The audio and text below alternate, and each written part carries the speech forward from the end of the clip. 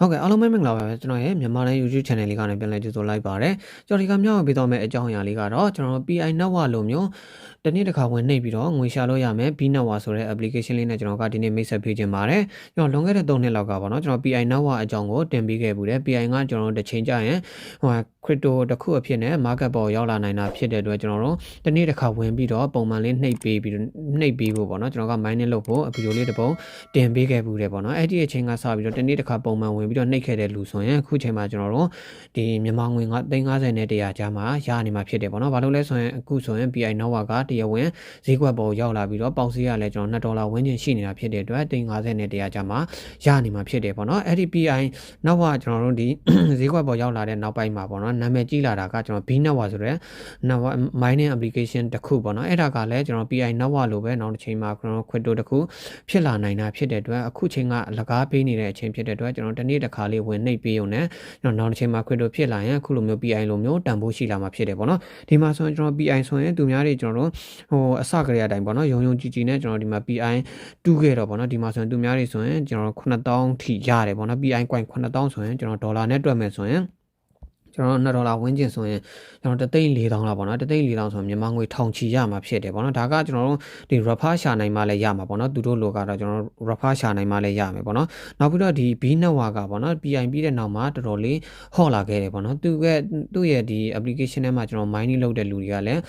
းဒီလူပေါင်း9တန်းတောင်ရှိတယ်ပေါ့နော်အဲ့ဒါကြောင့်ကျွန်တော်တို့ဒီနာမည်ကြီးလာတာပေါ့နော် PI Network ပြီးရင် B Network ကကျွန်တော်အခုနာမည်ကြီးနေတာပေါ့နော်ဒီနေရာမှာကျွန်တော်ကြိုပြောစရာတစ်ခုရှိတယ်ပေါ့နော်အဲ့ဒါကဘာလဲဆိုရင်ကျွန်တော် B Network ကPI Network လိုမျိုးတရားဝင်ဈေးကွက်ပေါ်ရောက်လာလိမ့်မယ်လို့ကျွန်တော်ကတေချာပေါင်းပြောနေတာမဟုတ်ဘူးပေါ့နော် crypto လောကမှာတော့ကျွန်တော်တို့ဒီ PI Network လိုမျိုးဈေးကွက်ပေါ်ရောက်လာပြီးတော့ကျွန်တော်တို့ရတာတွေလည်းရှိတယ်လို့ကျွန်တော်တခြား coin တွေလို့တခြားစကန်သွားတဲ့ coin တွေလိုမျိုးကျွန်တော်ဈေးကွက်ပေါ်ကပျောက်ပြီးတော့စကန်သွားတဲ့ဟာတွေလည်းရှိတယ်ပေါ့နော်ဒီနေရာမှာကြိုပြီးတော့ကျွန်တော်ကပြောတာပေါ့နော်ဘာလို့လဲဆိုရင်ကျွန်တော်ဒီမက်လုံးတွေပေးပြီးတော့ဒီ refer ရှာတွေဆိုပြီးတော့ကျွန်တော်ပြောခံရမှာဆိုလို့ပေါ့နော်ဒီနေရာမှာကျွန်တော်တို့ကတကယ်မရဘဲနဲ့စကန်သွားခဲ့မယ်ဆိုရင်လည်းကျွန်တော်တို့တစ်နေ့တစ်ခါပဲတစ်နေ့ကို10မိနစ်လောက်ပဲဝင်ပြီးတော့ကျွန်တော်ဒီသူ့mining လုပ်ပေးရတာဖြစ်တဲ့အတွက်ကျွန်တော်တို့မှဘာမှဆုံးရှုံးမှုမရှိဘူးပေါ့နော်ဒါပေမဲ့ကျွန်တော်တို့ကတစ်ချိန်ချိန်မှာဈေးကွက်ပေါ်ရောက်လာပြီးတော့တကယ်တန်ဖိုးရှိလာခဲ့မယ်ဆိုရင်ကျွန်တော်အခု PI လိုမျိုးပေါ့နော်ကျွန်တော်သိန်းရာချီပေါ့နော်တချို့လူတွေ refer ရှာနိုင်တဲ့လူတွေဆိုရင်ကျွန်တော်သိန်းရာချီထောင်ချီရသွားတဲ့လူတွေရှိတယ်ပေါ့နော်အဲ့လိုမျိုးကျွန်တော်ရဲ့ channel ကလူတွေလည်းကျွန်တော်တကယ်လို့နောက်တစ်ချိန်မှာ B Network ကဈေးကွက်ပေါ်ရောက်လာခဲ့ရင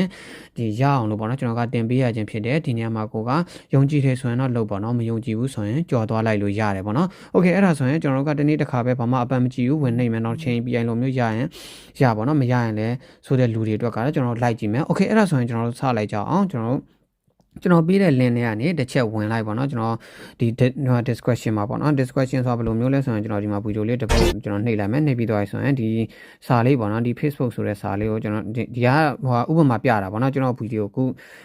ကြည့်နေတဲ့ဗီဒီယိုနှိပ်လိုက်နှိပ်ပြီးတော့ဆိုရင်ဒီမှာ Simo ထဲမှာကျွန်တော် link တွေရှာလိုက်ပေါ့เนาะအဲ့ထဲကနေမှကျွန်တော် link လေးပေးထားလိုက်မယ်ပေါ့เนาะ B Network link ဆိုပြီးတော့ကျွန်တော်ပေးထားလိုက်မယ်အဲ့ထဲကနေမှတစ်ဆင့် link တွေကိုဝင်လိုက်ပေါ့เนาะโอเค link ထဲကိုရောက်ပြီဆိုရင်ကျွန်တော်တို့ဒီလိုလေးပေါ်လာလိမ့်မယ်ဒီလိုလေးပေါ်လာရင်ကျွန်တော်တို့ကဒီဘေးနားကဒီဟာလေးကိုကျွန်တော်တို့ကနှိပ်ပြီးတော့ copy ယူရမှာဖြစ်တယ်ပေါ့နော်ဘာလို့လဲဆိုရင်ဒီဟာလေးကကျွန်တော် invitation code ဖြစ်တဲ့အတွက်ဒီ invitation code ကိုထည့်လိုက်မယ်ဆိုရင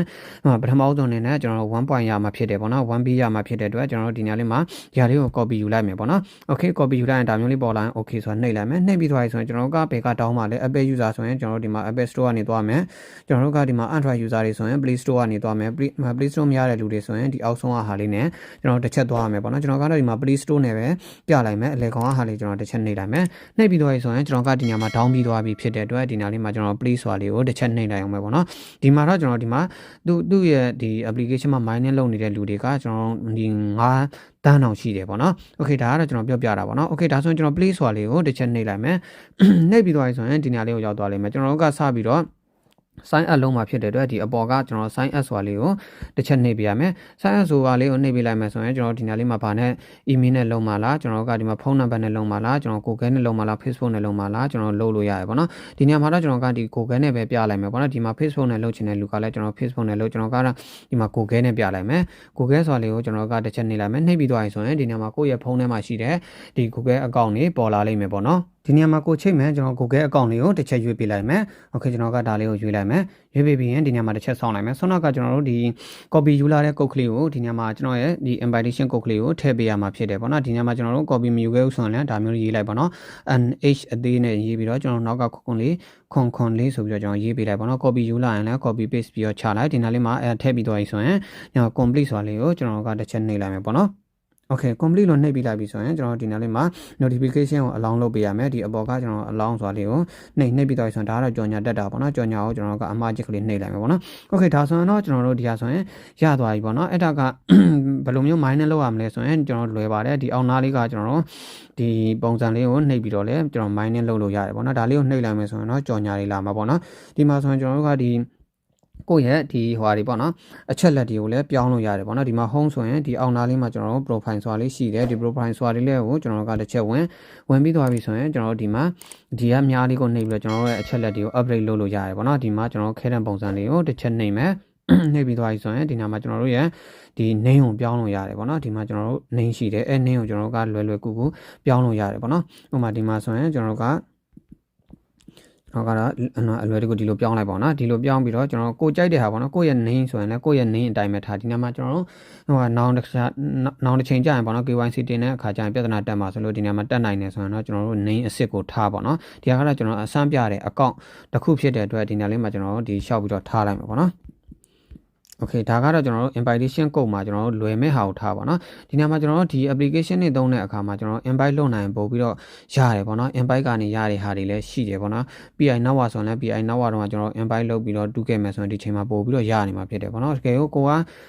ဒီထဲမှာပေါ့နော်ကိုယ့်ရဲ့မိသားစုတွေပါရှိတယ်ဆိုရင်လည်းကိုယ့်ရဲ့ invitation code ယူပြီးတော့ဖွင့်တာမျိုးတွေကျွန်တော်လုပ်လို့ရတယ်ပေါ့နော် Okay ဒါကတော့ကျွန်တော်ကပြောပြတာပေါ့နော်ဒီမှာကျွန်တော် bio ရေးချင်တယ်ဆိုရင်ရေးမရေးချင်လည်းကျွန်တော်ထားလိုက်ပြီးရင်ကျွန်တော် save လိုက်ပေါ့နော်ဒါကတော့ကိုယ့်ရဲ့နာမည်ရေးဖို့ပေါ့နော်ဘာမှမဟုတ်ဘူး Okay ဒါဆိုရင်ကျွန်တော်တို့ဒီဟာကတော့ဒီလောက်ပဲပေါ့နော်ဒီမှာကျွန်တော်တို့ mining လုပ်မယ်ဆိုရင်ဘယ်လိုလုပ်မလဲဆိုရင်ဒါလေးကိုကျွန်တော်တစ်ချက်နှိပ်ပေးလိုက်မယ်နှိပ်ပေးလိုက်ရင်ကျွန်တော်ကြော်ညာတက်လာလိမ့်မယ်အဲ့ဒီကြော်ညာကိုကျွန်တော်ကဒီညမှာတစ်ချက်ဆောင်းပေးရမယ်ပေါ့နော်ကြော်ညာပြီးအောင်ဆောင်းပေးရမယ်Okay ကြော်ညာပြီးသွားပြီဆိုရင်ဟိုအပေါ်ကမြားလေးနှိပ်မယ်နှိပ်ပြီးသွားပြီဆိုရင်ကျွန်တော်တို့ဒီအမားချက်ကလေးပေါ်လာအောင်ဆောင်းမယ်ဒီအမားချက်ကလေးကိုနှိပ်လိုက်မယ်ဒါဆိုရင်ကျွန်တော်တို့ဒီမှာသွားနေပြီပေါ့နော်ဒီမှာ20နဲ့မှာကျွန်တော်တို့3နာရီနဲ့59အဲ့ဟာကကျွန်တော်တရက်တစ်ခါဖွင့်နှိပ်ပေးရမှာပေါ့နော်ဥပမာကျွန်တော်တို့ကအခုဆိုရင်ဒီမှာဆိုရင်ကျွန်တော်တို့9နာရီပေါ့နော်9နာရီမှာကျွန်တော်နှိပ်ခဲ့တာဖြစ်တဲ့အတွက်နောက်နေ့ကျွန်တော်9နာရီဆိုရင်ဝင်ပြီးတော့နှိပ်တာအကောင်းဆုံးပဲပေါ့နော်ဒီနေ့မှာကျွန်တော်တို့ဒီက active ဖြစ်လေကောင်းနေပဲပေါ့နော်ဘာလို့လဲဆိုရင်ကျွန်တော်တို့ဒီတရက်မနှိပ်လိုက်ရင်နောက်ချိန်ကြရင်ကျွန်တော်တရက်နှစ်နာမှာဖြစ်တယ်ပေါ့နော် PI Now ကကျွန်တော်တက်သေးပဲအရင်တော့ကကျွန်တော်မလုပ်လိုက်ရတဲ့လူတွေလုပ်ပြီးတော့ကျွန်တော်နေ့တိုင်းဝင်မနှိပ်မိတဲ့လူတွေဆိုရင်အခုဆိုရင်ကျွန်တော်တရက်ကိုသူက PI ဆိုရင်အရင်ကပါနော် PI Now ဆိုရင်အရင်ကကျွန်တော်ဒီတရက်ကို3 coin 2 coin 3 coin လောက်ပြီးရ2 coin 3 coin ဆိုရင်အခုဒေါ်လာပေါက်စိမ့်နေဆိုရင်ကျွန်တော်တို့ဒီ$3လောက်ရမှာပေါ့နော်$3လောက်ရမှာဖြစ်တဲ့အတွက်ကျွန်တော်တော်ရတယ်ပေါ့နော်မြန်မာငွေနဲ့ဆိုရင်ကျွန်တော်2000 3000လောက်ရမှာဖြစ်တယ်ပေါ့နော်ဒီမှာလဲကျွန်တော်ဒီကိုက9နာရီမှာဝင်နှိပ်ခဲ့တယ်ဆိုရင်9နာရီမှာကျွန်တော်ဝင်နှိပ်ပြီပေါ့နော်ဒီမှာလဲကျွန်တော် B network မှာလဲ PI network လိုမျိုးကျွန်တော် feature လေးတွေပါတယ်ပေါ့နော်ဒီမှာ more ဆိုတာလေးကိုကျွန်တော်တစ်ချက်နှိပ်ပေးမယ်ပေါ့နော်နှိပ်လိုက်ရင်ဒီနေရာရောက်သွားလိမ့်မယ်ပေါ့နော်ဒီနေရာရောက်ပြီဆိုရင်ကျွန်တော်တို့ကဒီ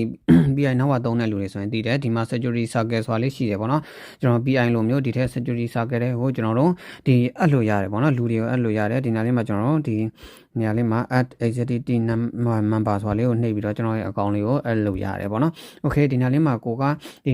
refer ရှာနိုင်ရဆိုရင် refer ရှာပေါ့နော်ရှာပြီးသွားပြီဆိုရင်ကျွန်တော် team နဲ့ကျွန်တော် mining လုပ်ပေါ့နော်ဒီမှာဆိုရင်ကိုယ့်ရဲ့ refer code ကိုကျွန်တော်ဒီနေရာလေးမှာကြည့်လို့ရတယ်ပေါ့နော်ဒီမှာဆိုရင်ဒီဟာလေးကိုကျွန်တော်တစ်ချက်နှိပ်မယ်နှိပ်ပြီးသွားပြီဆိုရင်ဒီမှာကိုယ့်ရဲ့ refer code ပေါ့နော်ဆွမ်းနာကကျွန်တော်ထည့်လိုက်တဲ့ user name ဆိုတာ refer code အတူတူပဲပေါ့နော်ဒီမှာ copy ယူလို့လည်းရတယ်ပေါ့နော်ဒီတိုင်းမှာ copy ယူပြီးတော့လည်းသူများကိုပေးလို့ရတယ်ဒါမှမဟုတ် share ဆိုပြီးတော့ကျွန်တော်တို့ link ကနေတစ်ဆင့်ပြီးဆွမ်းနာကကျွန်တော်လုပ်လို့လည်းလုပ်လို့ရတယ်ပေါ့နော်နောက်ပြီးတော့ဒီနာမှာကျွန်တော်တခုပြောစရာကြံခဲ့တာကဒီဟာလေးရဲ့အောက်မှာကျွန်တော်ဒီ mining ကို boost လုပ်လို့ရတယ်ကြော်ညာလေးတွေပေးတယ်ပေါ့နော်တစ်ခါတည်းမှာဝင်ကြည့်လိုက်ရင်ပေါ်တယ်ပေါ့နော်အဲ့ဒီကြော်ညာလေးရှိတယ်ဆိုရင်နှိပ်ပြီးတော့ကျွန်တော် mining လုပ်တာကို boost လုပ်လို့ရတယ်ပေါ့နော်နောက်ပြီးတော့ဒီနာမှာကျွန်တော်ဒီဟာကဒီ crypto app တွေက KYC အောင်မှရတာဖြစ်တယ်ပေါ့နော်အခုလောလောဆယ်မှာဆိုရင်ကျွန်တော် KYC ကချမပေးသေးဘူးပေါ့နော်နောက်မှကျွန်တော် KYC